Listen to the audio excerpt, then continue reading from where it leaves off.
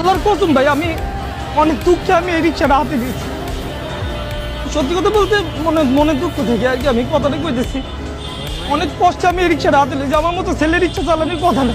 8টা বছর আমি বিদেশ করে আইছি, অথচ আমার মতো ছেলে বাজি কিচ্ছু নাই।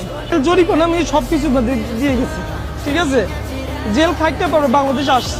আমার তো সমর্থন দেন, আমি কি করবো? আমার কাছে তো সেই টাকাও নেই, অনেক ঋণগ্রস্ত ভাই আমি, ঠিক আছে।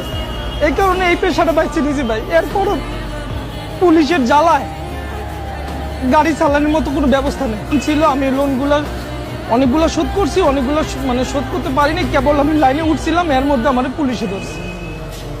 কোনো রকমের কোনো বিচার পাইলাম না। কোনো কি কারণে যে লোকগুলা ধরে প্রবাসীরা, বাংলাদেশের এম্বাসি কোনো রকমের কোনো খোঁজখবর রাখে না। চলতে অনেক কষ্ট হয় ভাই আমার, ঠিক আছে।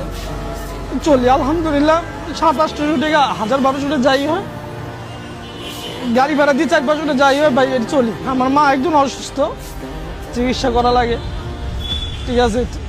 বাস এটাই, আর কিছু।